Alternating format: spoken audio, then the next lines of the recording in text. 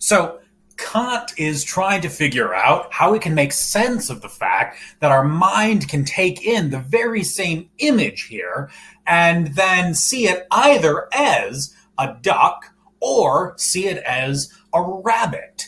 Now, he's got this theory that I'm going to give a very brief overview of, and my understanding of Kant is going to be highly influenced by contemporary perceptual psychology, which itself was highly influenced by Kant. A lot of Kant scholars are going to say, he's not really talking about the mind so much, but this is sort of my interpretation of Kant, and it gets the outline right for our purposes. So here's my potted theory of how Kant makes sense of this idea, that we can take this image in and see it either as a duck or as a rabbit. So Kant has this idea of the mind that has at least three different components to it: the sensation, the imagination, and the understanding. And so the idea is that the sensation is the part of the mind that just takes in the brute sort of physical stimuli from the image. So things like lines and shapes and colors and the way that they're arranged relative to one another. So that's what comes in to the sensation. You might think about this, the way I think about it, as the pattern of stimuli that you get on the retina in the back of your eye. You just get this brute stimuli from the lines and patterns that you see on the page. So that's what comes into the sensation. And then that gets transferred into the part of the mind that Kant calls the imagination. Now, he does not mean by the imagination the part of our mind that allows us to pretend that we are, an elf or do LARPing or play pretend or whatever.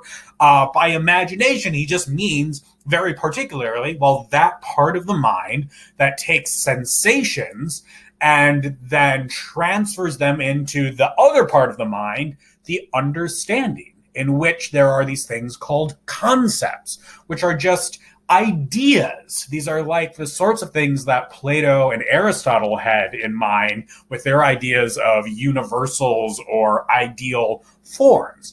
Concepts, these are just things like the idea of something being a rabbit or the idea of something being a duck.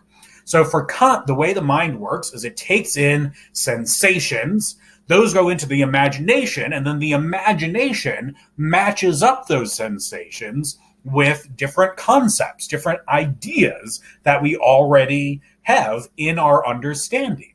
And so now we've got this view of how our perception works in our mind, and we can explain why it is that this duck-rabbit image can be seen as either a duck or as a rabbit.